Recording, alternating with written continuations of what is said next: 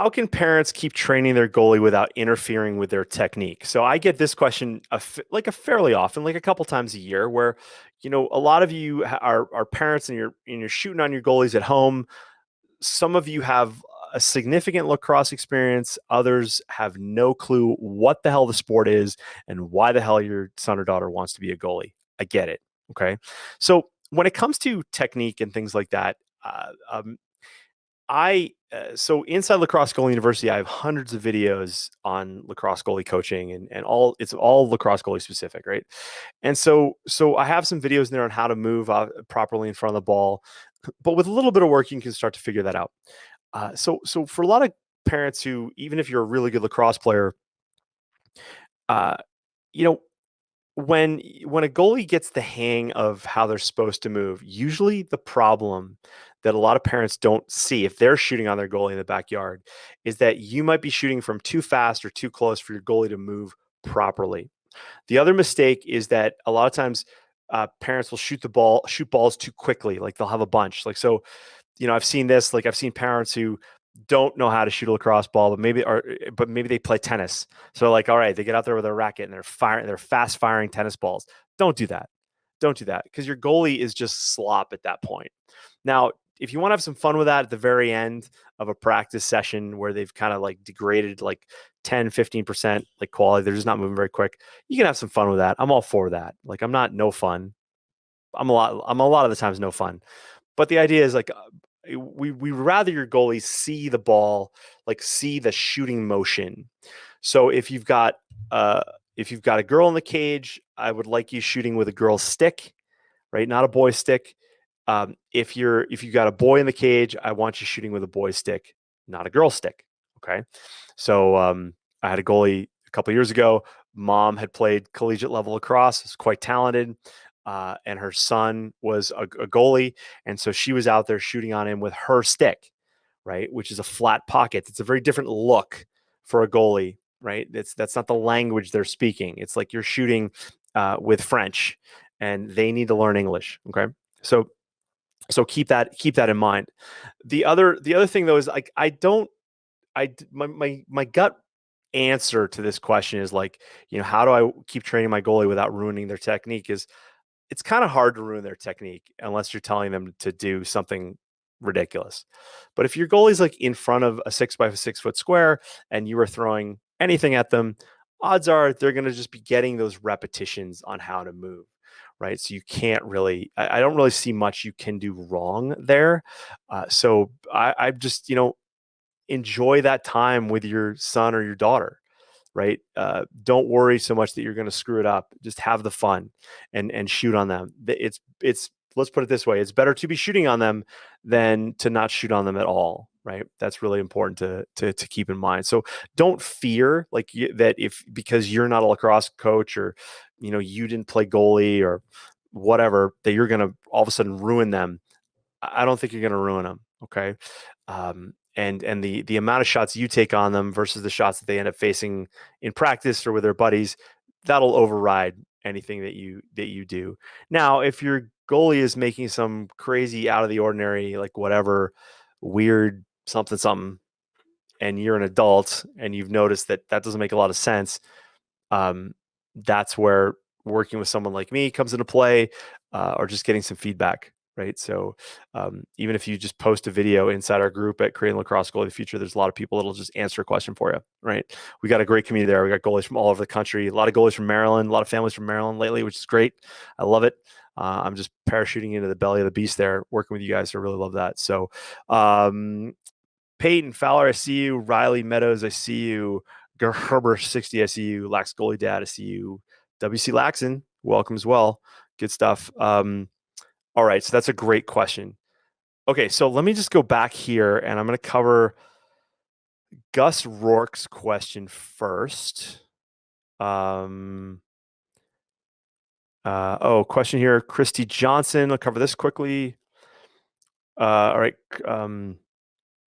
Tracy from Texas brought my book. I really appreciate that. Thank you, Tracy. Don't mind the typos, okay? But but I'd love to hear what you thought about it. And if you leave me a review on Amazon, that'd be fantastic.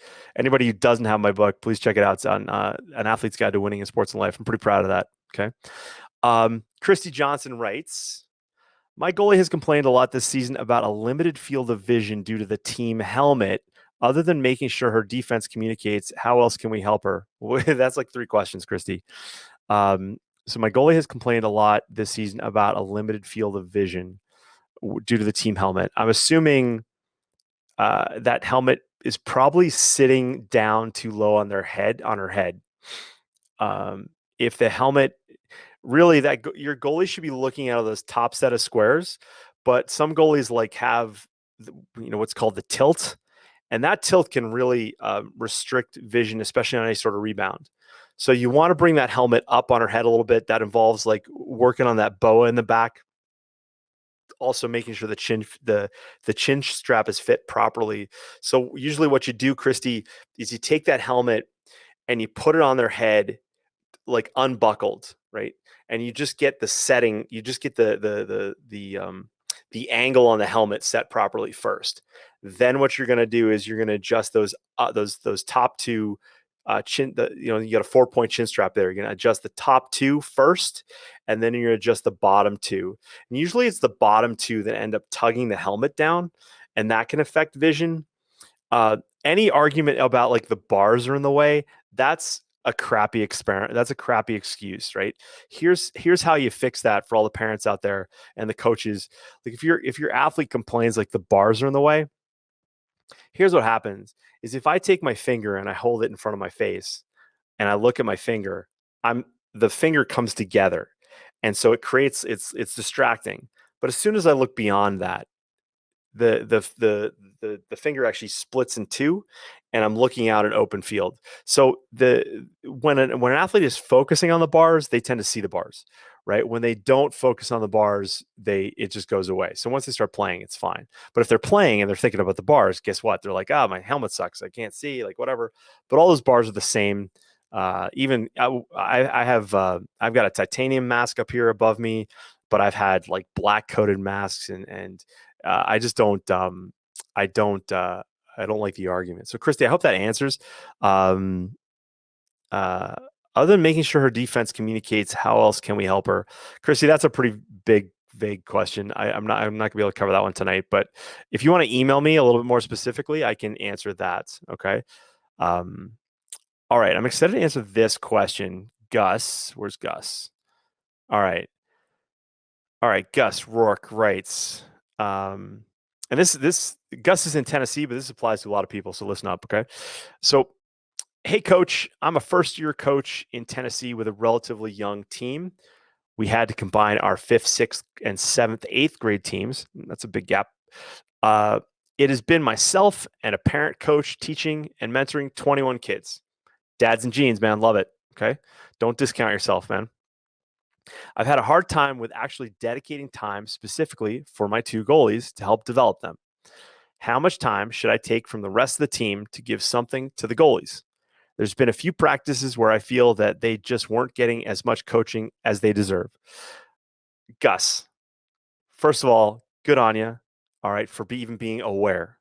There's a lot of coaches, a lot of dads who aren't. Okay, first off, you're a dad, and so your level of awareness and attention is a little higher than most. Like if you had a couple 20-year-old kids on the field trying to do this, they wouldn't be thinking twice about it. And I've seen that. So good on you for that. Like that's really good. My biggest recommendation, Gus, and to the 2 moms that wrote me last week, I apologize I didn't get back to you personally, but this answer is going to help you guys as well, right? They have 2 goalies on a team where their goalies aren't getting enough attention. Here's the deal. There is too much self-imposed pressure by coaches to give everybody something.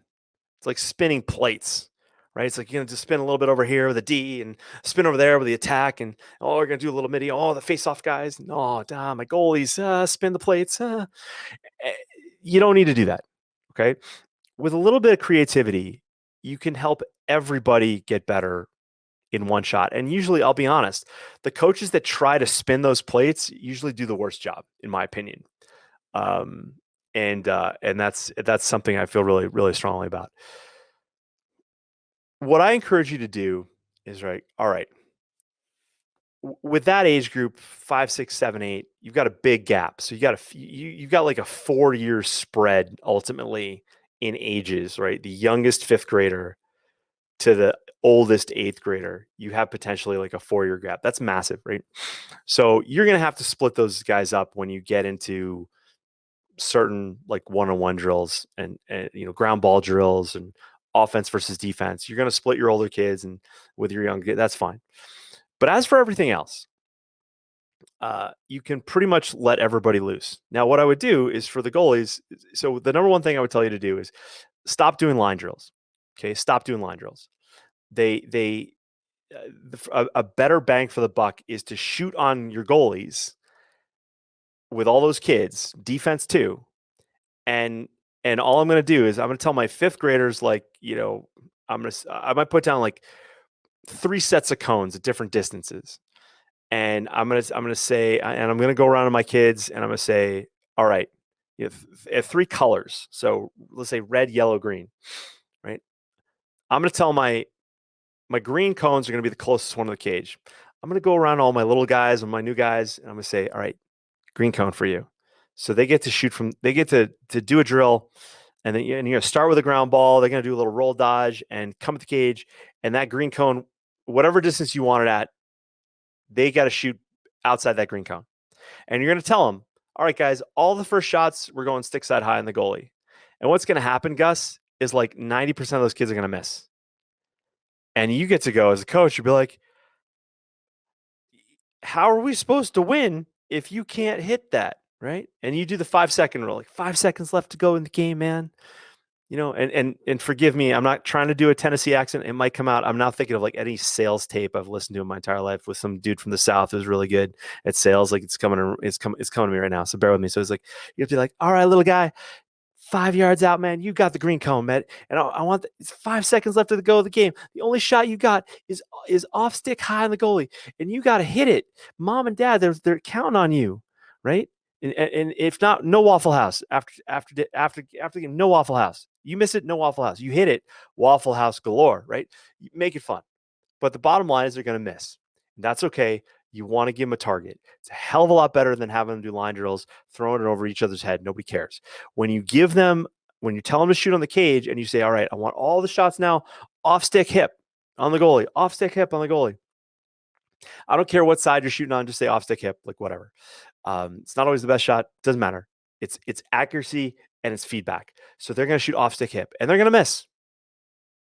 Do it near a backstop, set up a backstop, whatever.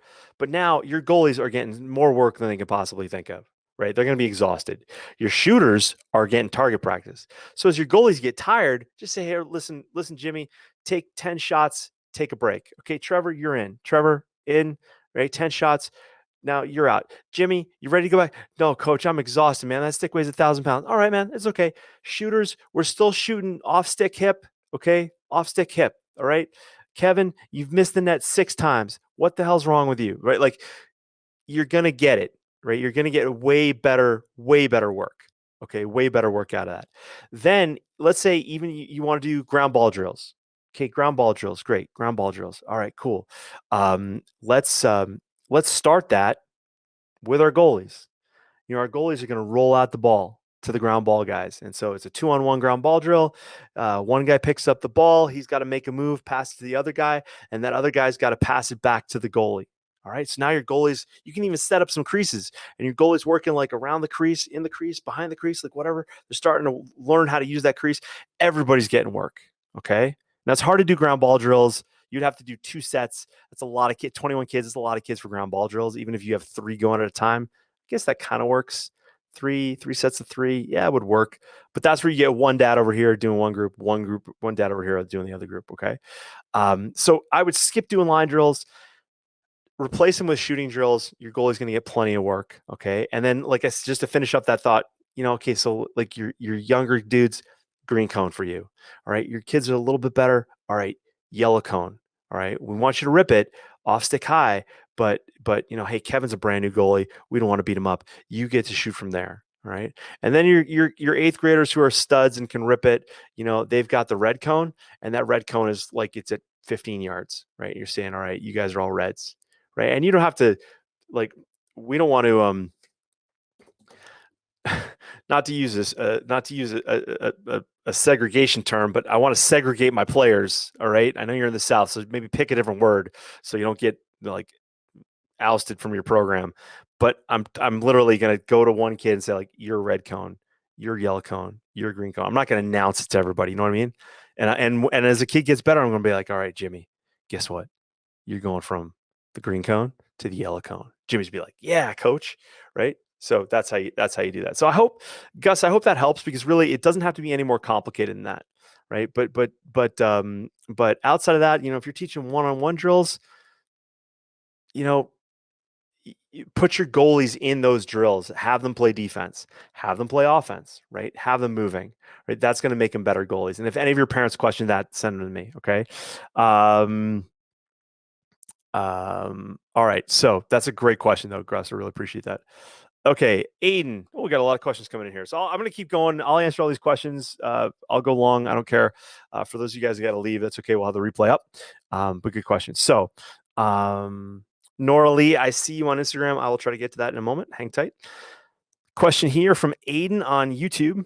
I'm going into my junior year summer right now. Any tips for playing consistently to get noticed? I've been somewhat inconsistent lately with really good and really bad games. Aiden, okay, here's the deal. One, being seen as a byproduct of being good. Okay, being seen as a byproduct of being good. So don't focus on getting seen. Focus on getting good. When there's inconsistency at play, really doesn't matter what sport or what athlete, what kind of athlete you are. The first thing we want to do is we want to make sure that your pregame, everything leading up to the game as much as possible, and then your warm up, we want to make that as consistent. Okay, so the reason being is like if I a really cool drill to do with young athletes, like really young, is you give them like a target to, like the cornhole game, right? So you give a little kid like a cornhole target, and you give them a tennis ball, a Nerf ball, a beanbag, and a rock, and they're all different weights, and you say throw, and so they're going to throw one of each. And what happens is you develop touch. The thing there is that what happens is when all of those inconsistent items are, that now the body has to adjust to each one of those inconsistencies. That's probably what you're doing going into each one of these games, is that each one of your warm-ups it varies. Maybe you're not getting enough sleep. Maybe you're having a different meal. Maybe you're listening to different music. It could be any number of things, Aiden. But the first place to look is all your pregame stuff leading up to the game.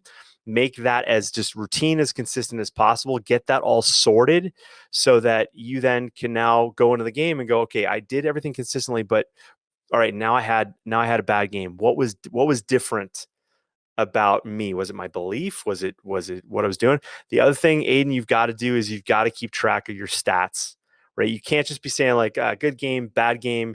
You got to be going like, all right, this game I was like 60% save percentage. Last game I was like 40%. Or I was 60% when we faced like 30 shots. I was 40% when we faced 10 shots, right? Well, so let's say you're not playing as well when you're facing less shots. Well, you've got to actually create a little anxiety in you to up your game, because in those games where you're getting more shots, you're probably a little bit more into it, if that's the cause, right? If that's the case. So you've got to basically find those. You've got to make your environment consistent so you can find out where your inconsistencies lie. If your environment, people, places, things, if that's all inconsistent, then you just don't really know what you're dealing with. All right. So when you narrow it down, make it all consistent, then things get better. All right. So I hope that helps. Okay. I hope that helps. All right. All right. Who is this? Is that Ken Schwandereslow? That's how I became the goalie coach. I asked the head coach if I could do some work with the goalies, since one of them was my daughter, and didn't think they got much practice attention. Yeah, no, it's totally good. It's totally good. That's for that last question from Gus and Ken. I got your email, by the way. I don't think I got back to you on the email, but Deanne Colvin, that was your question too, right, Deanne, about the goalies not getting the work. All right. So that answer to Gus is going to help you as well. Okay. I hope that makes sense. And I think, sometimes, just for the parents out there, a lot of times parents ask me, like, if they're too concerned about certain things, they don't want to be that parent, I've I don't believe in that parent argument. There's just no one can tell you how to parent, right? No one can tell you how how far is too far, right? Sure, there's exceptions. Like, if you're the asshole, pardon me, if you're the asshole on the sideline, yelling at everybody, right? That's different than if you're the parent on the sideline yelling for a call, right? From the ref because you feel like something's out of the ordinary. Um, and if you're going to your coach asking for support, like, I believe, like, you're paying for a service. Like, people pay me for a service, whether it's here with Lacrosse Goalie University or if it's at Athlete Specific, or like, when I do mental performance work with organizations, I get paid like 15 grand a quarter, right? It's a lot of money, but that's no different than when you go to a practice. You pay, a couple hundred, 500,000 bucks to play with a travel team, and your goalie's not getting work. These are okay questions to ask, in my opinion. And if your coach is like so defensive, they are worried about their own, like, they're probably just like, yeah, you know what, I can't help the goalies, right? If they get real defensive on you, it's like, that's really usually a sign that it's like, listen. But if you come at your coach respectfully and say, hey, um, listen, what can we do for like, anything we can do for the goalies? Like, if you're Ken and you go, hey, listen, my kid's a goalie. I'm here. I can help. If you like, that's totally fine. But let's say your team has some whiz bang Division I lacrosse All-American goalie, and you disagree with that because you've been listening to Coach Edwards and you have different inputs and you have conflicting advice. I don't see why you wouldn't go to your coach and go, hey, coach, what about this? What about, we heard this, one of my latest Lacrosse Goalie University members is a parent who is basically hiring me to help be a bit of a go-between between their goalie and their coach. And the parent's like, hey, listen, I don't know anything about this position, but I know this guy does. I've been listening to him for like 4 years. Would you talk to him? And so, for my Lacrosse Goalie University members, where it's appropriate, I'll get on the phone and talk to the coach and just go, hey, like, how's it going? And sometimes I hear from the coach and I go, like, it's not going great. But the idea there is that you've got to understand, you've just got to be respectfully disagreeable in certain times, but also come with empathy and go, I know this is difficult, but we're just looking for a little bit more from our goalie. What can we do to kind of meet this halfway, right? Because you're paying for a service, right? These travel teams are not just like, it's not summer camp, man. It's not day camp, daycare. It's a service. All right, guys, thanks for watching and thanks for listening wherever you are. Do me a favor, hit the like button if you like this, and be sure to subscribe if you haven't already. When you're ready, head on over to lacrossegoalieuniversity.com/coaching so I can work with you and your goalie. And while you're at it, check out athletespecific.com to learn more about mental performance and high performance. You may not know this, but I work with athletes in a variety of sports. Lacrosse is my love, but man, I love athletes and the families who support them. So head on over to athletespecific.com, check it out. I'll see you in the next video. Cheers.